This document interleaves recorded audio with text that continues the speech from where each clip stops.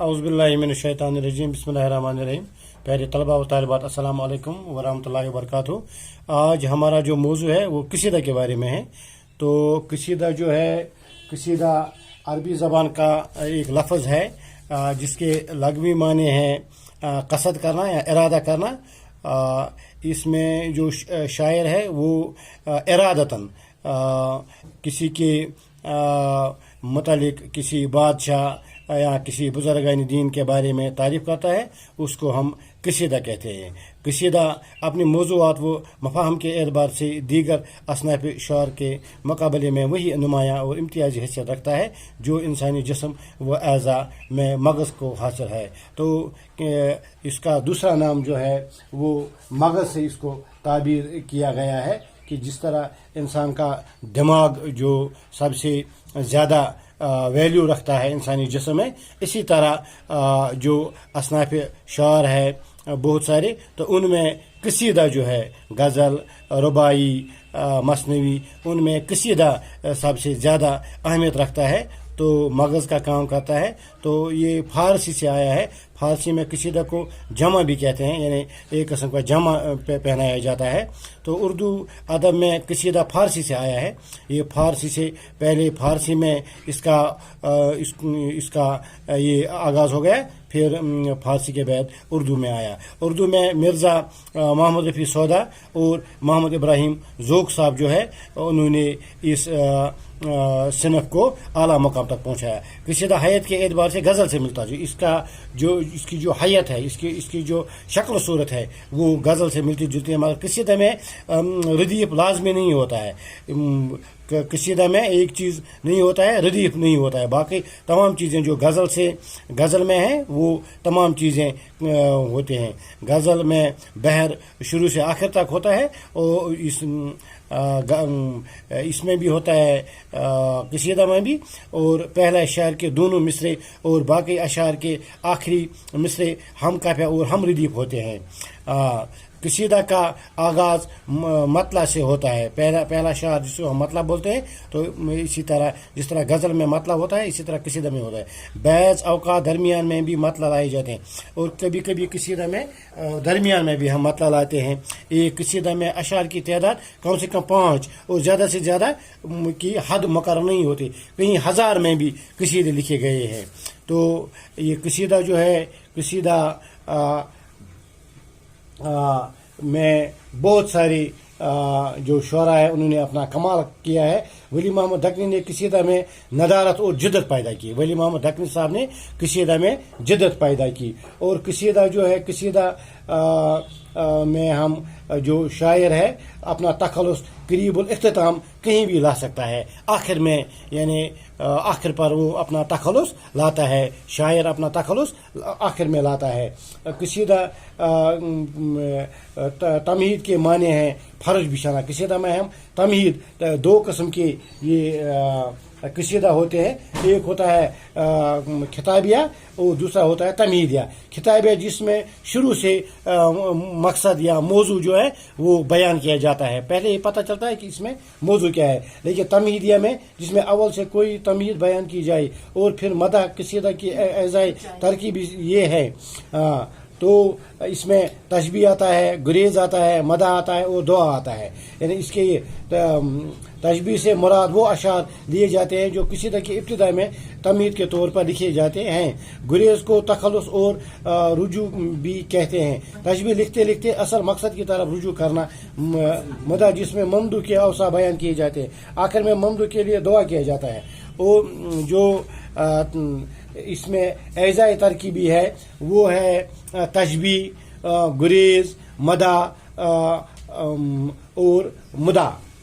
तशबीह वो अशार मुराद लिए जाते हैं, तशबीह वो अशार मुराद लिए जाते हैं जो कसीदे की इब्तिदा में तमहीद के तौर पर लिखे जाते हैं। अरबी शुरा इसमें अक्सर अश्किया अशार कलमबंद करते थे। इसी रियायत से इसको تشبیہ بھی کہا جاتا ہے یا کہتے ہیں، جبکہ فارسی اور اردو میں اس میں ہر قسم کے مضامین شامل کیے جاتے ہیں۔ موسم بہار، حسن و عشق، دنیا کی بے ثباتی، زمانے کی شکایت، آسمان کا شکوہ، مکالمہ و مناظر، خواب کا بیان، فخر و خود ستائی، شاعری کی تعریف، فن شعرا سے بحث، تاریخی واقعات، نجوم و منطق، فلسفہ، حکمت، اخلاق، تصوف، موسیقی وغیرہ۔ کبھی کبھی ایک پرے کا ذکر بھی کیا جاتا ہے، ایک پری کا ذکر بھی کیا جاتا ہے۔ قصیدہ کا یہی وہ حصہ ہے جس کے سے اس کے دائرہ عمل میں وسعت پیدا ہوتی ہے، یعنی قصیدہ میں ہر قسم کا موضوع ہم لا سکتے ہیں۔ قصیدہ میں اتنی وسعت ہے کہ کسی بھی موضوع پر ہم بحث کر سکتے ہیں۔ اگرچہ قصیدہ میں ہم بادشاہوں کی تعریف کرتے ہیں، لیکن اس میں ہم موضوع جو ہے موضوع میں وسعت ہوتی ہے۔ اس کا پہلا جو ہے وہ تشبیہ ہے۔ تشبیہ کا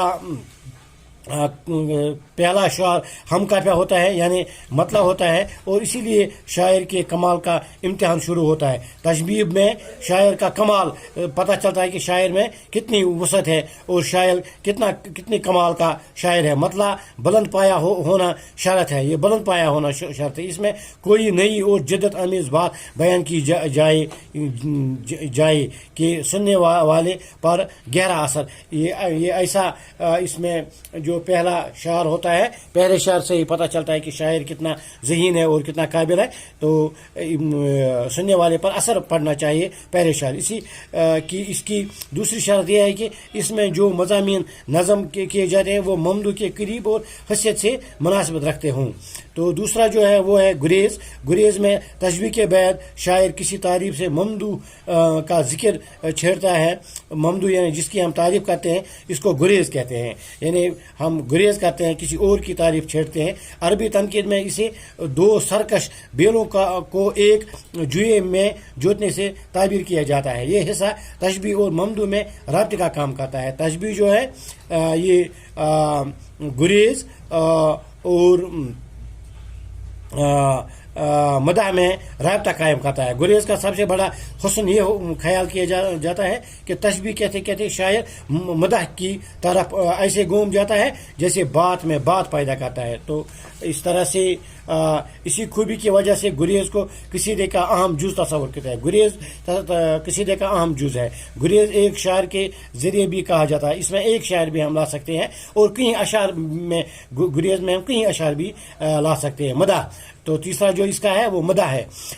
اس میں شاعر ممدوح کے اوصاف بیان کرتا ہے۔ ممدوح جس کی ہم تعریف کرتے ہیں، یعنی بادشاہ وغیرہ یا کوئی بزرگان دین ہو، کی حیثیت کی مناسبت سے ممدوح میں بالعموم جاہ و جلال، اس کا جاہ و جلال، اس کی شان و شوکت، زر و دولت، عظمت و بزرگی، شرافت، نجات، شجاعت، اس کی بہادری و دلیری، عدل و انصاف، خدا پرستی، وہ دین پناہی، عفت و پاک دامنی، قناعت و راست بازی، سخاوت و مہمان نوازی، خلقت و مروت، حلم و حیا، فیوز و برکات، کشف و کرامات، علمیت و قابلیت، عبادت و ریاضیت، اور حمیت و خودداری۔ کبھی کبھی ممدوح کے حسن و جمال کی تعریف، اس میں حسن و جمال کی تعریف بھی کی جاتی ہے۔ ممدوح کے ساز و سامان یعنی تلوار، تیر، ترکش، گھوڑے، ہاتھی وغیرہ کی تعریف۔ بزرگان دین کی تعریف کے شان میں بھی قصیدے کہے گئے اور مدح لکھے جاتے ہیں۔ دعا، آخر میں ہم جو چیز اس میں آتا ہے وہ دعا آتا ہے۔ مدح کے بعد شاعر اپنے اغراض و مطالبات یا ذاتی حالات کے بیان کے بعد ممدوح کی تعریف، ترقی، عمر یعنی اس کی